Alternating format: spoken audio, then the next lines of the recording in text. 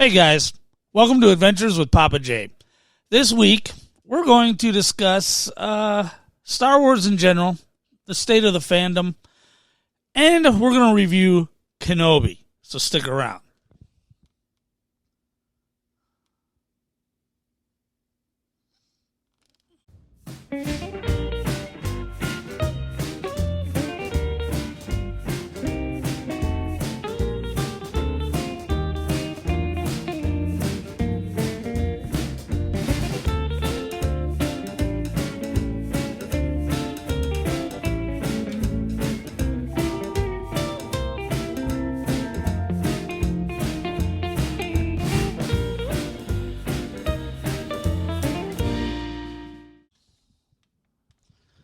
All right, so Kenobi just finished up last Wednesday, and I follow a lot of Star Wars influencers, blue check marks. I don't know if it's fair to call them influencers. I don't know.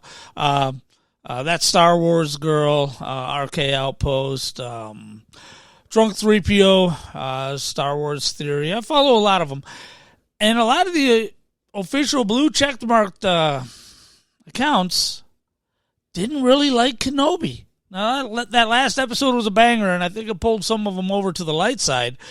But I got to tell you, if you didn't like Kenobi, I think you're just being a jerk. I think you're letting your Disney dissatisfaction, distrust. We'll go with distrust. I think you're letting your distrust of Disney influence some of your decisions. I know they kind of started when they tell Moses Ingram, hey, look out for racism from the fans, and then we all were treated to the same 4 DMs from burner accounts. No, the fandom's not racist. Anti-Disney, the fandom's not really pleased with a lot of the wokeism going on. Let's talk about The Last Jedi for just 1 second. And let's talk about why that didn't work, and then we'll switch over and talk about Kenobi. First of all, The Last Jedi is probably the best-made Star Wars film. Cinematography, the acting is actually good. Maybe there's 2 Star Wars movies where the acting is good, Rogue One and Episode 8. The special effects were great. Music was all right, but it was a great movie. But it did things that were not Star Wars. Therefore, it's a kind of a failure as a Star Wars movie. And what do I mean when I say it did things that weren't Star Wars? Well, the humor was out of place. That's not the type of humor that you would find in a Star Wars movie. Luke chucking the lightsaber over his shoulder. Luke could never do that. Luke dying because he got tired. Luke could never do that. And what did we want? What did we want in Episode 8? This is what all of us wanted. We wanted Luke to have his face-off with Kylo Ren. And we wanted Kylo Ren to defeat Luke right in front of Rey. Oh, man, that would have been awesome, but that's not how it went down. These are things that are decidedly not Star Wars. Rey isn't a Skywalker. That's absolutely not Star Wars. And so that's why that kind of fails as a Star Wars film. So, I mean, you even look back at the prequels. One thing I love about Kenobi, the prequels have been out now for 23 years. Phantom Menace came out 23 years ago. Nostalgia is kicking in, right? Now, I've been a prequel fanboy from the jump.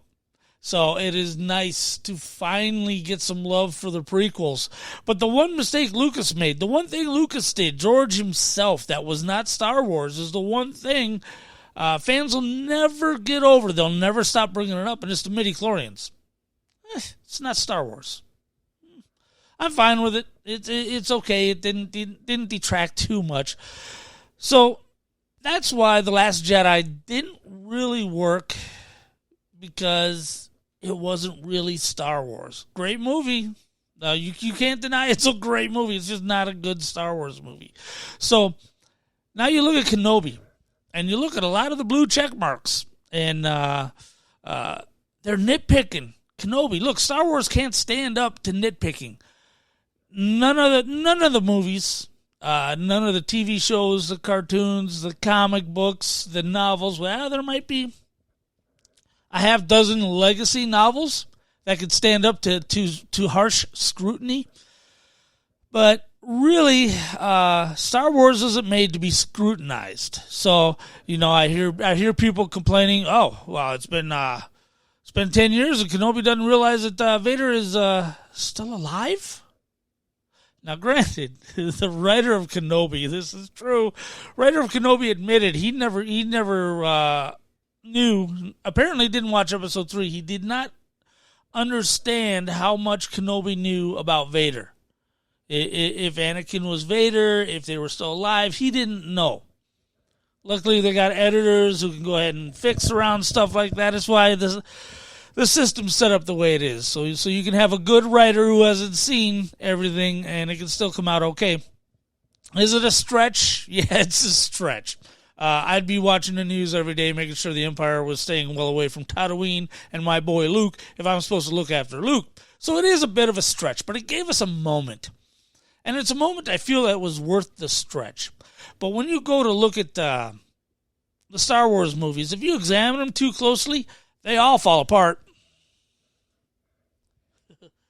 This stuff's pretty good. Liquid Death. It's just water. In this case, it's sparkling water. And I guess it comes in a variety of flavors. I've only tried the regular and sparkling. By the way, they're not sponsoring this at all for the three of you watching. But yeah, it's about as good as water can get. Not of aluminum can. You know Big Pappa J likes it in a can. All right, so let's look at episode 4. A masterpiece by any standard. However, the Death Star comes out of hyperspace. On the other side of the planet Yavin, great big gas planet. The rebel base is on the 4th moon of this great big gas planet. Well, when they come out of hyperspace and they said, "Hey, Governor Tarkin, we got 30 minutes before we're in range of the moon. We got to get around the planet." Tarkin could have just said, "Fire. See that planet? Blow it up." When you blow up that planet, any moon is going to be immediately burned to a cinder. Everything's going to die just as fast as if you were blowing up the moon itself. Okay, boom, it's over. It's over. And stop to think, this is the most advanced space station. Did they cheap out on the Navicomputer? Well, you couldn't pop in from hyperspace within range of the planet? You popped in on the other side? It doesn't make sense. It doesn't hold up. And if you want to get angry about it because you don't like Lucas, well, then you can certainly get angry about it because you don't like Lucas. The walkers. What are the walkers? Those things are huge. If there was a wind, if there was a snowstorm on Hoth, those walkers would have been blown over. It doesn't make sense. It's completely stupid. But you know what? We're having fun watching it, so we don't really give a damn. We're enjoying the moment. 80 teddy bears. 80 teddy bears are taking on an entire legion of the Emperor's best troops. The Emperor handpicked an entire legion of troopers. And 80 Ewoks beat them up with sticks? Stop it. Stop it. It doesn't make sense. But you know what? We're enjoying the experience. We let it go. Okay? So if you want to nitpick, well, go somewhere else. Maybe Harry Potter's your game. I don't know. Twilight. I don't know. But I'm a longtime fan. I was 8 years old in 1977. Sitting there in the movie theater in June, having my mind blown. And my mind has been blown ever since.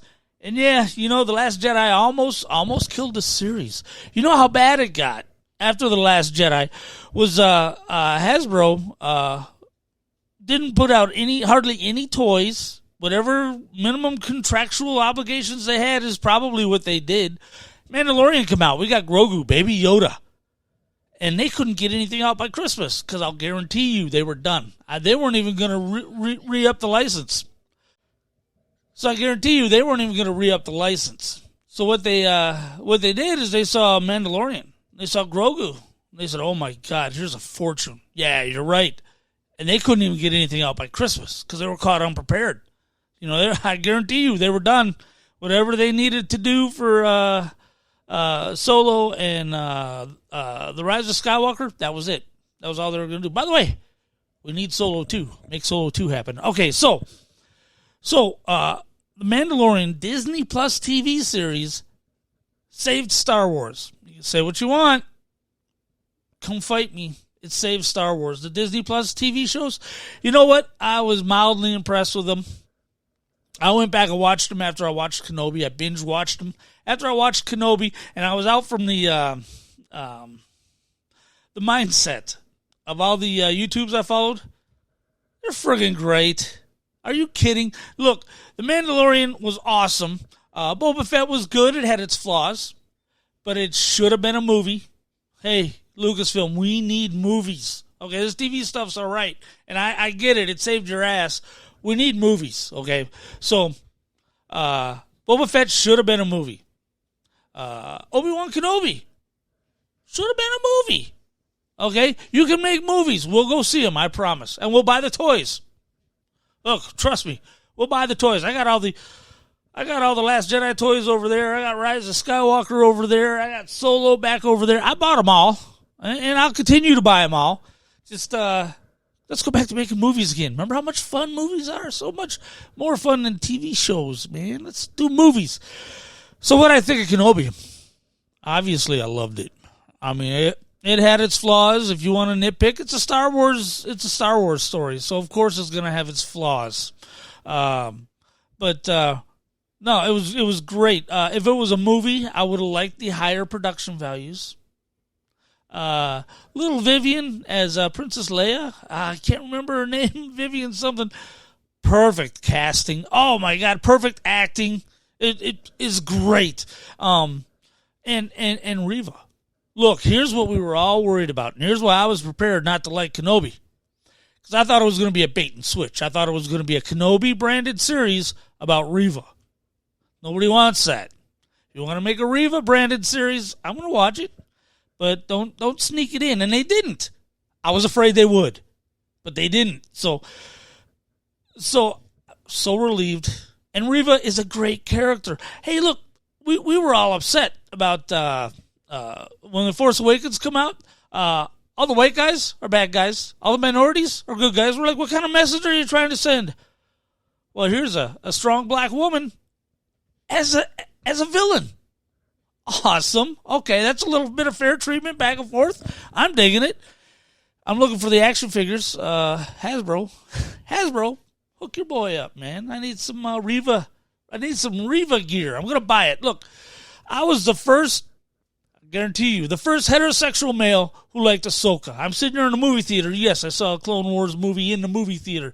I'm sitting there in the movie theater and I see Ahsoka and I'm like, this is a character with potential. And I was right. I told everybody, just wait. Oh, I get it, Sky Guy and R2E. I know.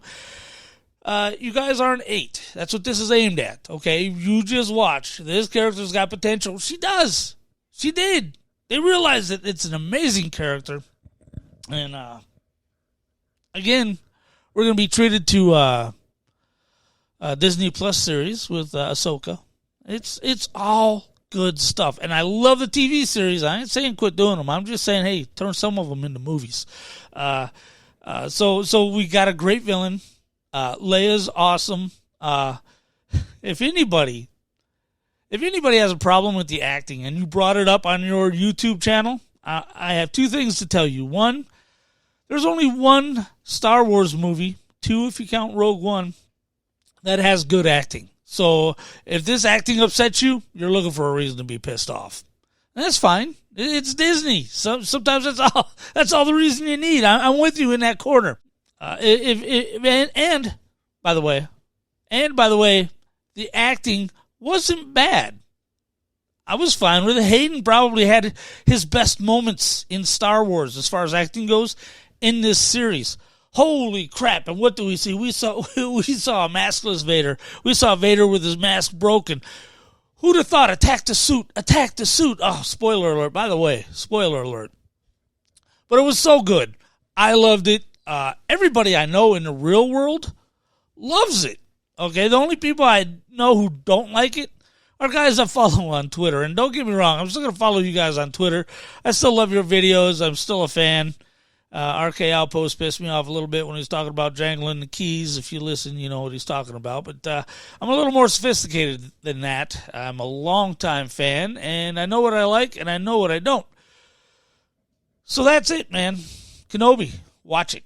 Well, if it's released in the theater around here, and I've been looking, I have not been able to find it. But they're releasing it in the theaters. And if it's around here, I'm going to sit through 5 hours and 22 minutes in the theater, gorging on popcorn, watching Kenobi on the big screen. I recommend you guys do it too. Anyway, give the Disney Plus Star Wars stuff another chance. I think you'll be pleasantly surprised. I was. And also, speaking of giving a chance, go to BigLipRadio.com/libservice. That's where all our good podcasts and videos are, not this crap you're watching right here. And go ahead and